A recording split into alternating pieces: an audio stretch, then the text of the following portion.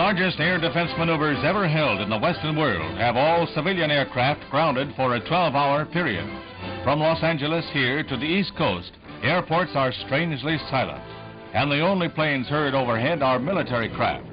Nearly 3,000 scheduled flights involving tens of thousands of passengers were canceled for the joint U.S.-Canadian defense test.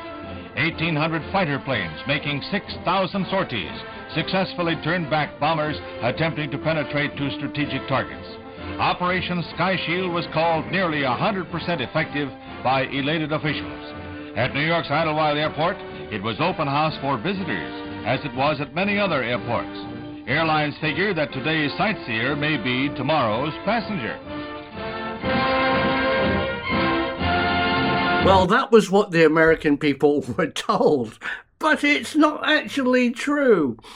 2 Vulcan bombers managed to drop simulated nuclear bombs, one on New York and one in the Midwest. What a fabulous true story, and I'd like to thank my viewers on YouTube who reminded me about how good the Vulcan bombers' stealth capabilities really were. Today, Operation Sky Shield, the day that Britain nuked North America.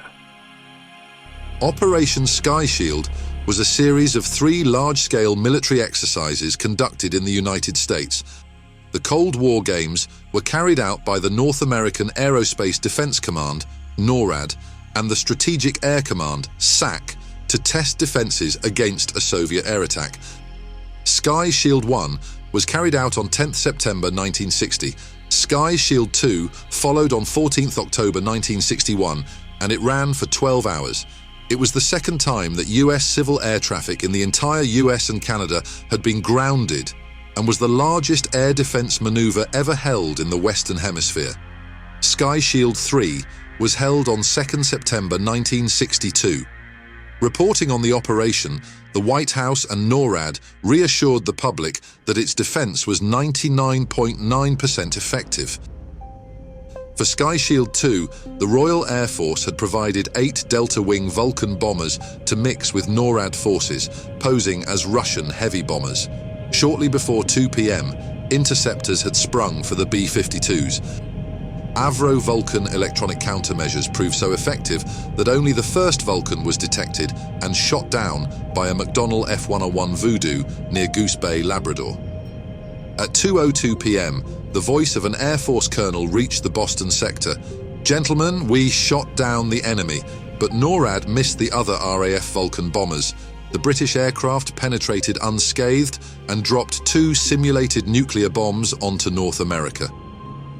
The effectiveness of the Vulcans in the exercise was largely due to the advanced electronic countermeasures, ECM systems on these aircraft, the Vulcans' famed stealth and unique maneuverability amongst strategic bombers. NORAD must have felt pleased that the Soviets wouldn't be flying Vulcans. In theory, Washington, D.C., New York City, and even Chicago could have been obliterated before the Vulcans run out of fuel.